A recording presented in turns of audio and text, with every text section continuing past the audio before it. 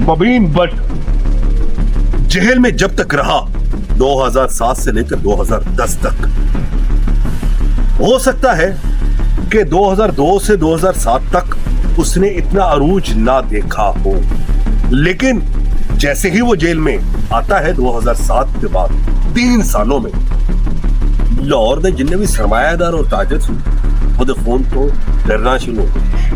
ये सारी डिटेल जो है मेरे सीनियर क्राइम रिपोर्टर जहांगीर हमारे साथ मौजूद है, वो मजीद इसका ये बताएंगे कि इसको किस तरीके से मारा गया और इसको निशाने इबरत कैसे बनाया। जी देखिए राना साहब, ये इसको इतनी पब्लिसिटी है, इतना फेमस ये उस वक्त नहीं हुआ जब चेरिंग क्रॉस पे हमला हुआ था, टीपू ट्रकों वाले पे किया गया था पहले चिट्टे के साथ मिलके। और सुनने में ये भी उस वक्त आया था कि उस वक्त जो तिफी भट्ट है जो अब तक वो फौत हो चुके, वो भी मौके पे मौजूद था।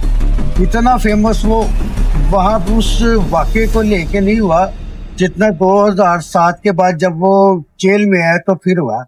जेल में आके लोगों का नामो निशान खत्म हो जाता है, इसका नाम जेल में आके दोबारा से जिंदा हो। और ऐसा शुरू हुआ कि छोटे छोटे बच्चों को इसके नाम का पता था। और छोटे बच्चों से याद आया, देखिए आपने और भी बड़े गैंगस्टर देखे होंगे, लेकिन इसके गैंग के अंदर ज्यादा तादाद अंडर एज जो बच्चे थे उनकी थी। 18 साल से कम उम्र के बच्चे इसके गैंग में शामिल थे और उनकी तादाद बहुत ज्यादा थी। इस वजह से ये किसी के हाथ में भी नहीं आते थे और किसी को पुलिस तो वैसे ही नहीं शक करती थी कि बच्चा है, इसके स्कूल बैग में असला है या जो भी वो लेके जा रहे हैं, तो उनको समझ नहीं आती थी। और जैसे ही ये जेल में गया, जेल में बैठ के इसका फ़ोन पे लोगों को भत्ता मांगना और लोगों का करोड़ों की मदद को भत्ता देना, इससे पहले शायद ही कोई गैंगस्टर होगा जो इतना फेमस हुआ हो जितना मुबीन भट्ट जेल में रह के फेमस हुआ।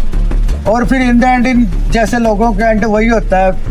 इसकी माँ ने रिट की हुई थी, वो पिटीशन चल रही थी कोर्ट में और पिटीशन वो डिस्पोज ऑफ हो गई जब, तो दूसरे दिन मकसूद बाबा गालिबन उस टाइम में मेरे ख्याल में जो कोतवाली थाने में था, तो जैसे ही वो जो पिटीशन इन्होंने की हुई थी तो वो डिस्पोज ऑफ हुई है। दूसरे दिन निकाला और ट्रेन की जो